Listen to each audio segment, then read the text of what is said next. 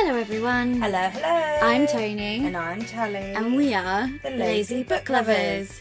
This is a podcast of book lovers who procrastinate about reading and have never-ending to-be-read piles. Today's episode is our May-June buddy read wrap-up. I don't know why that took me long to get out. So this is, we're picking, every couple of months, we're picking a book to read together, which you guys could join along with. We haven't had anyone join up yet, but you're still welcome for our next one, which we'll be choosing shortly. Probably by the time this episode comes out, that will be available in the link in the description and in our socials and stuff. Yeah, make sure you follow us on Instagram because we'll definitely share it over there. And it'll be in a highlight, I think. So we'll have picked the next one. But this is just something we do in the hopes that you guys will join along. But for now, we just buddy read together. We pick an indie book. And it's for 2 months because we're not organised enough to read it over 1 month. Yeah, and we're trying to pick ones that are on Kindle Unlimited. So if you have Kindle Unlimited, please do join. Or, you know, it's accessible if you just do sign up for the free trial and remember to cancel it. So that's today's episode. It's A Thorn Among Roses by Haley Anderton. Yeah. I nearly got there. Before we get cracking, some things for you guys to do. So obviously I just mentioned the buddy read for next month. So that will run for July and August. And that'll be announced soon. And also we have a Ko-fi link, which is kind of like Patreon. It's just a little subscription if you feel like supporting us a little bit. It gets you access to an exclusive Discord where we're going to try and build a bit of a book community, hopefully. That's it. That's all the things. Now we're going to get into the book stuff.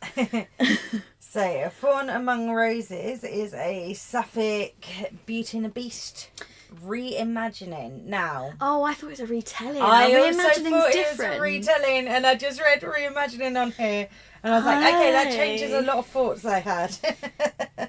Because it is obviously quite different, but I was like, I don't read as many retellings as you, so I was like, I don't know how truthful they have to be to the original. Yeah, because let me do the blurb for Alright, you do the blurb. So, this is like a novella, isn't it? It's 127 pages. Yeah. At 17, so I really was struggling with some of these names, by the way. Really? Well, the witch, her name isn't in the blurb anyway.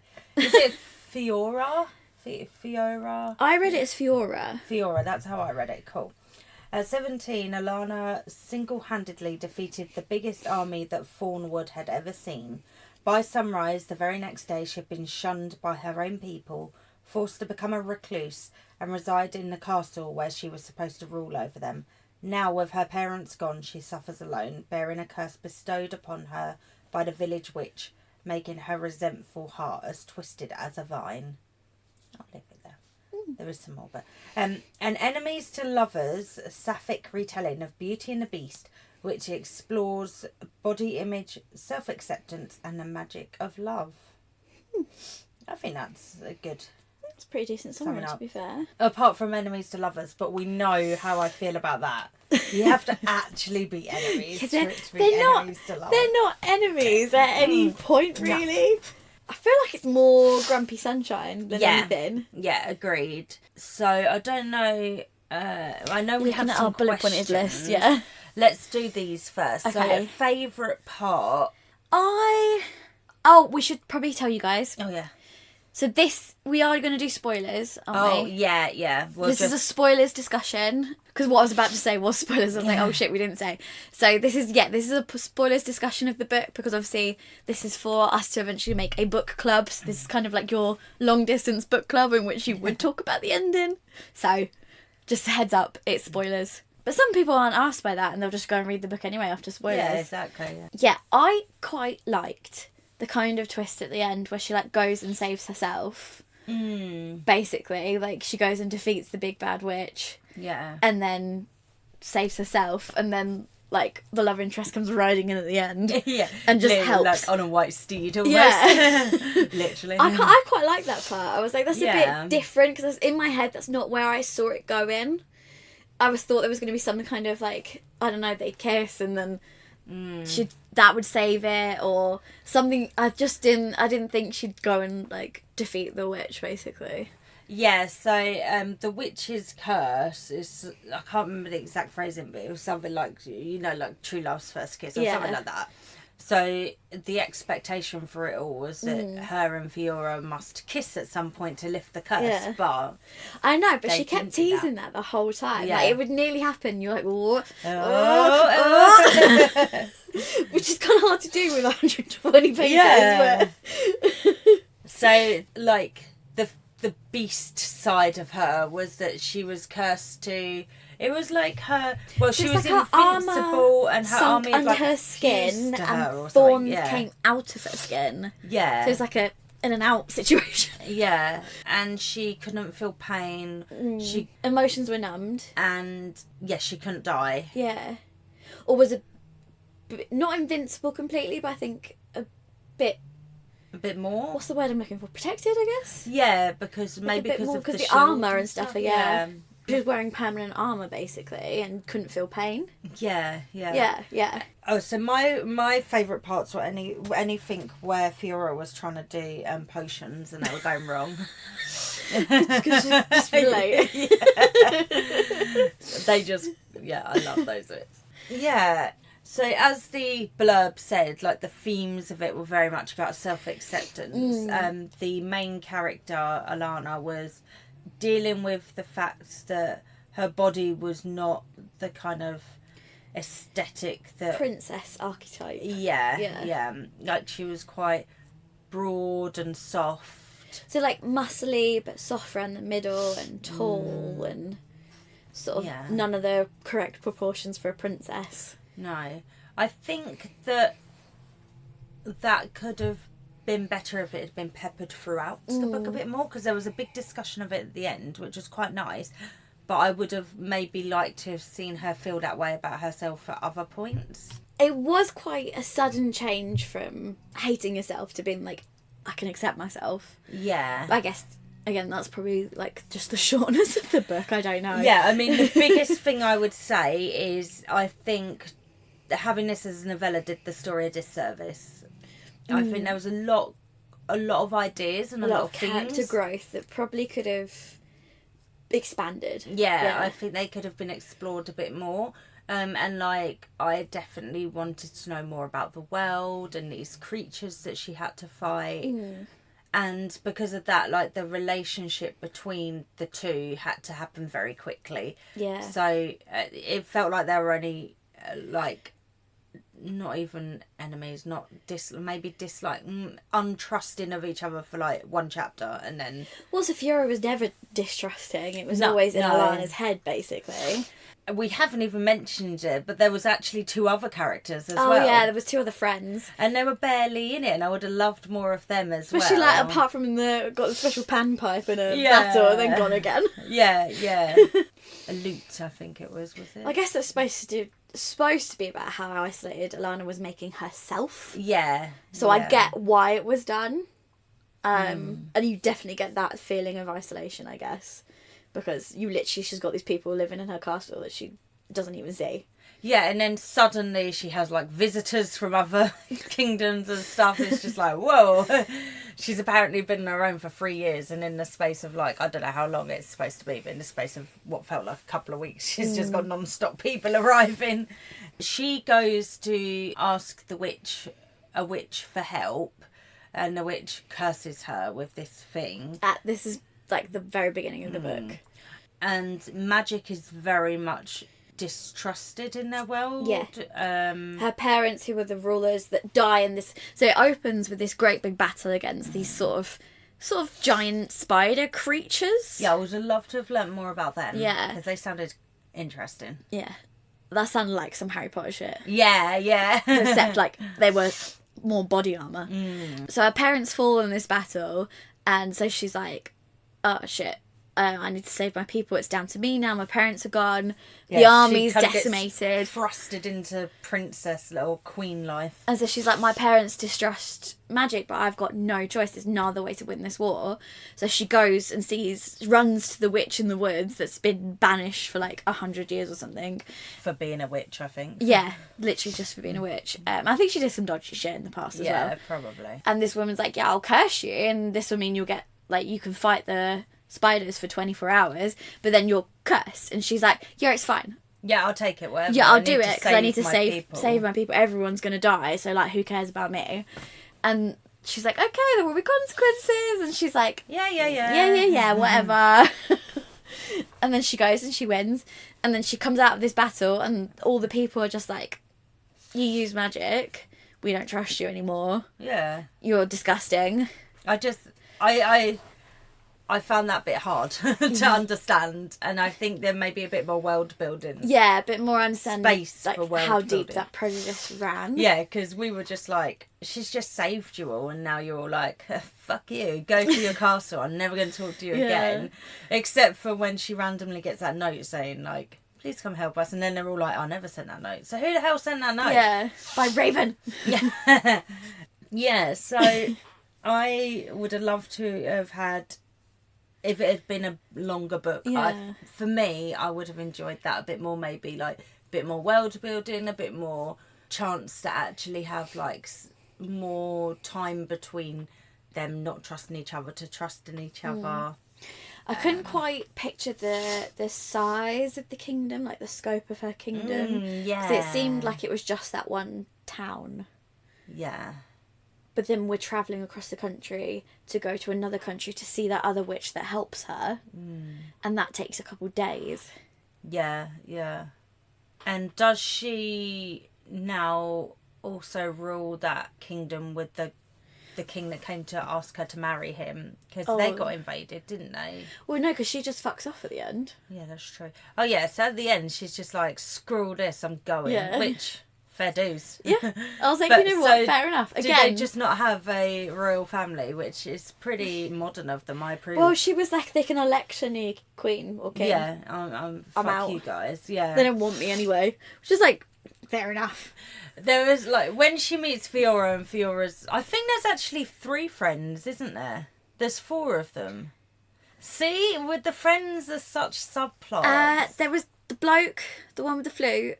And then... I feel like there was another one. Yeah, the wife of the one with the lute, I think it was. Lute. Oh, sorry. Yeah, they're like... When Alana... So Alana finds them camping in the castle grounds, and people told them, oh yeah, that's just for use for anyone. And it's like, what? Like... It's abandoned, don't worry about it. I'm guessing, like... It's just the queen we hated. Yeah, I'm guessing, like, the walls are crumbling or something. I don't know. How are these people getting into castle grounds? Yeah. Well, I guess, like, because no one tries to come near her, she didn't bother locking the gates. I don't know. I like to picture them as, like, if they've not been open, they've got vines all over them. Yeah. And stuff. Well, that's... Yeah. It does get described that there's vines on, like, roses growing up all the walls. Yeah. Yeah, and then she comes out and she's like, what are you doing? And they're like, oh, we're just camping. What's up? No one lives here. What's your problem? And then she's like, oh, yeah, you can come. From what I can remember, there's no mention of, like, servants or anything in the castle. It's mentioned that they flee after they find out what she's done with the magic at the start. So they abandon her to have this whole castle by herself. And she doesn't have to eat, so that Or explains sleep. why she doesn't have, like, a cook or whatever. So she just, like, cleaning this castle by herself is all I was picturing. Like, when she gives them a room, she has to go in and, like, dust it. Well, that's why, because when she shows Fiora to the room that she uses, and it's all dusty, Alana's, like, in the narration is quite embarrassed. Yeah. And she's like, oh, shit, I really haven't been... I've just been going to chop wood every day instead of cleaning this go to the library, castle. which I understand, to be fair. If I couldn't die, I would just spend all my life in the library. I wouldn't clean. Just chop some wood in the morning. Yeah. Read the rest of the day. Done. I'm just looking at the things I, like, highlighted. So I highlighted the curse, which was you'll be granted 24 hours to end the battle once and for all before your skin once again becomes penetrable. But be warned, child, only the most powerful magic in this world will break the curse that will remain with you afterward. Only a kiss from your true love will free you. Yeah, so she instead kills the witch to get free, which I really liked all that part. That was pretty cool. And I liked the witch they went to see. It seemed like the whole imbuing the magical sword thing, though, was very anticlimactic. Yeah. So I was picturing the evil witch that cursed her.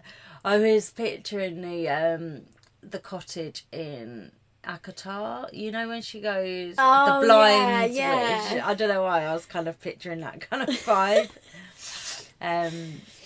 But yeah, I would say, what's that favourite character? Favourite character. Well, we don't have that many characters to Bolt. I loved so she has a pet wolf. Who's big enough to carry her, big enough to ride on, and Fiora rides on him. Yeah, I like. He didn't have enough. Or she didn't have enough scenes, in my opinion. And like, we should have seen Elena like throwing a ball for her in a garden or something. Oh my god, that would have been amazing. If you're gonna have a giant wolf pet, you know. Yeah.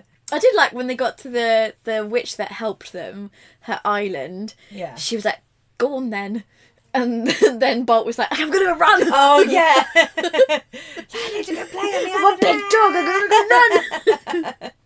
I'm not allowed to at home. Yeah, that was quite good. I liked that. Yeah, I had in my head it was a retelling. So the whole way through I was like, well, this isn't enough like Beauty and the Beast. Because I don't... And then I was doubting myself, do I know the Disney version of Beauty and the Beast? I wasn't, because I don't read a lot of retelling type things. I was like, maybe retellings don't have to stick to the original story. So I was like, oh, it's just a new... it's a retelling of it. So it's like, the core concept's the same. We've got Beast and like whatever in a castle that the people hate and hunt, and she falls in love with her anyway. And that was kind of my thought process. Yeah. Didn't even question it. Because I was like, Fiora doesn't dislike her or see her as a beast at any point. And Fiora's not kind of being held there for some reason. Like, she can leave at any point. Well, no, she makes that bargain with her. Let us stay with you and I'll stay until I... Yeah, but she give us room and board. She could have left. Like, she doesn't have to stay there, does she? I think she's just a nice person. Yeah. So I was like... Here's this queen who, like, did all this shit to save her people, and now she's cursed, and everyone hates her, and she's like, that's also not fair. Yeah, Fiora was, like, really... just talking sense. Like... really happy and golden, literally golden. She had, like, golden tattoos and stuff. Yeah. And I guess they bonded over the fact that they're both... So Fiora is a witch. I don't know if we mentioned that. Probably not, no. So obviously they bonded over the fact that Fiora's got to hide that side of herself, and people wouldn't trust her if they knew she was a witch. And Elena's hated because she saved their lives. I don't know. Using magic. Yeah, so they bond over the fact that they're both kind of shunned and which was good. But I really could have done with more of like the distrusting at the beginning, so that it was a nice kind of 180 when they started learning to like each other. Yeah, I guess we get a lot of moments in just like Alana's like internal narration where she's like, oh god, I'm horrible, I hate this person. And then she confronts it and she's like, actually, that's not true. Fiora's right. Like, I didn't deserve that. Or whatever. Like, she's like, I'm a terrible person. I'm a beast. And Fiora's like, no, you fucking idiot. Yeah. Like, you just did something to save your people. Like, you're fine. And they're being so dramatic about it. Yeah, and then so they get invaded again, and by the same spider people. Someone sends Fiora a note asking for help, although they all deny it was them. And she goes and saves them, and they're still being pissy with her, and it's like, what the fuck? Literally come to save them again. Throw a rock at Fiora. Yeah. Who like literally burned a field full of like demon spiders. It's like, mate, there's prejudice and there's whatever the fuck that is. Yeah, this was just like 1,000 steps too far. And then she's like, someone sent me a note, and they were like, oh, I didn't, go away. We wouldn't call on you, but also like we're not dead because of you. And that time it was just her fighting. It wasn't even because of magic. No, she was just fighting. I know Fiora ends up helping with her fire, but that time there was no magic involved. She just fought. The creatures had been imbued with dark magic from the witch, because she was like, you've still not set me free. Whatever. Like, so the bargain was, Elena was supposed to put the witch out of exile or whatever. No, she's supposed to stop outlawing magic. Basically. Yeah, and she didn't. The witch told her, "You'll be cursed." And then Elena was like, "Hang on, I'm cursed. I'm not going to keep up my end of the bargain." Yeah. Because everyone, and then the witch got everyone pissy. hates me now, and I'm a beast, and I'm going to go hide in the castle. Yeah. I mean, I get the real reason is, obviously, the people had such a bad reaction to her using magic. She then didn't want to overturn the laws about magic and make it even worse. Yeah, but... I guess that's the point. Yeah. But... at the same time, they're being dicks. They are fools. Yeah. She did it, I don't know. Because, like, is that witch actually evil, or is she just pissed off at being cursed, being outlawed or whatever? Like... I get, it's not really explicitly mentioned. I get the impression the witch did some dodgy shit in the past, which is what got her banished. Yeah. There's a reason that people have such a distrust of magic. Haley. Can I call you Haley? Haley. I need a longer version. I need you to just give me more. You were going for a fast-paced novella. Well, there were too many interesting details that we need more. I need 600 pages. And then I'll complain about it being 600 pages. I need and you... never read it. I need it to be like Wheel of Time. I need you to be telling me the material of the drapes in the dining room. There was a thing I highlighted, which I thought was quite cool. So, and why should I? I am always the one scrambling around, attempting to pick up the shattered shards of the world around me. I tried my hardest to save my people, to save the kingdom, and I was met with hatred for it. So why do I still clamour for their favour? Why would I want to fix everything that is broken? I think that sums it up at the end. For far too long of the book, she was like literally like thinking she was in the wrong. Yeah. And Fiora definitely helped her. Yeah, there's a lot of times where like she'd have a conversation with Fiora and then go away and sort of think to herself, am I wrong or is Fiora wrong? And then like examining it a bit logically. Yeah. Which I kind of like, I guess, the trauma of like being in a battle, watching everyone die, and then fighting, including and then everyone, your parents. yeah, and then everyone shunning you for what you've done to save them. Yeah. I can imagine that kind of, and then being alone for 3 solid years. Yeah, and it's not like, you know, she could just think, well, I'll just go start up somewhere else, because she's literally queen of these people now. Yeah. Yeah. And she's kind of like, yeah. Although what she does as queen for them, apart from fight these beasts sometimes, I'm not sure, because I don't think they'd let her do anything else. Yeah, well, that's why she fucks off at the end. Yeah, I think she's like, just a name only at that point. Yeah, they're ruling themselves she? at this point. Like, why would I stay? Yeah, fuck you guys. Which I was like, because I was, in my head, I was going to be like, some kind of ending where she stays queen and Fiora becomes, like, marries her, and then they do voyaging as, like, a royal thing so that they can still do the travelling that's important. That's kind of like in my head where it would end up going. Yeah. And then she like kills the witch, wins the battle, and then she's like, fuck all of you. Yeah.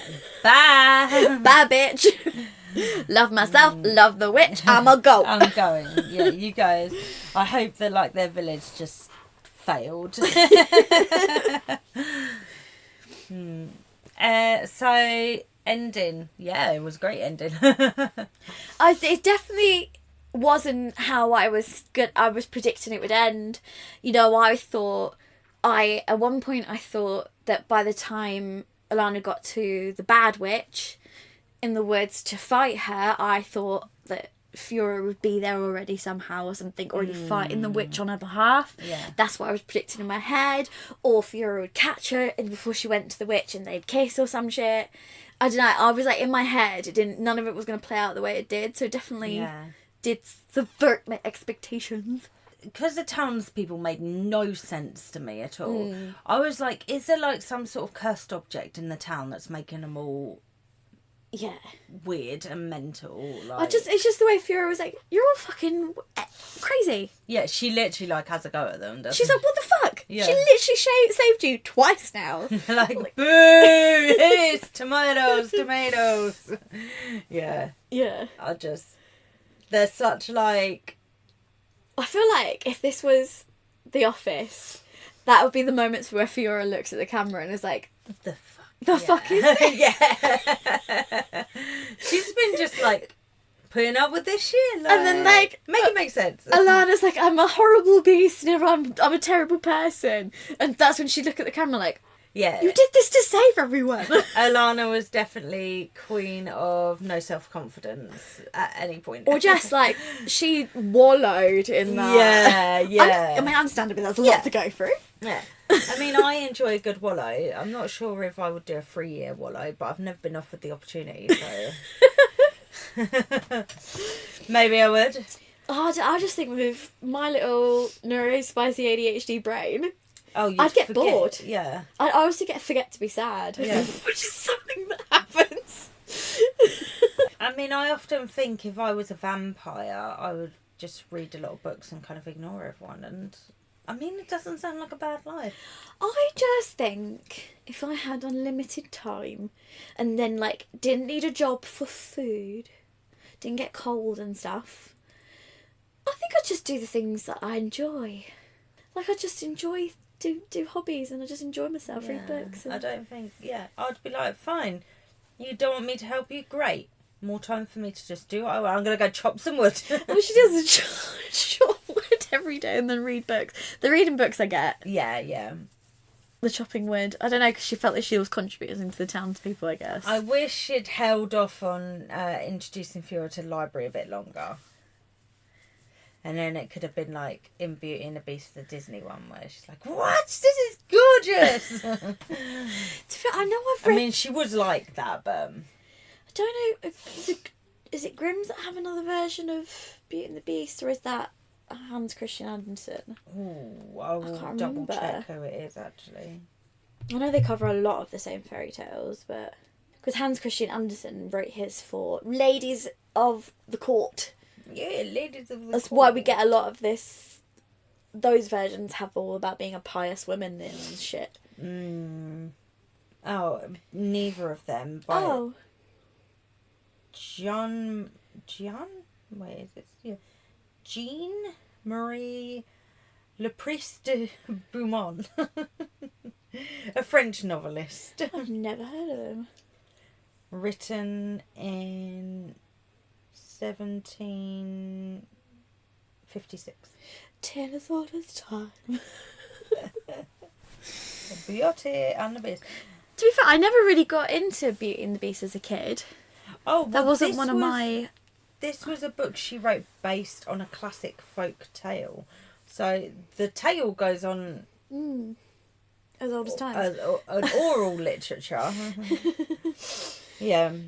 But yeah, I do have a few of Haley Anderton's books on my Kindle library, so I will be definitely checking them out. I went through and wishlisted a bunch of them. I need to fucking move. I don't even turn those on, so I just need to take that off. I need to stop playing with my hair as well. Sorry guys, you probably heard, but like there's a very light thing that dangles behind where Natalie sits. And I somehow hit it every time. Yeah, I'm going to read more by this author. Yeah. Especially as they're all quite short and sweet. They're all on KU.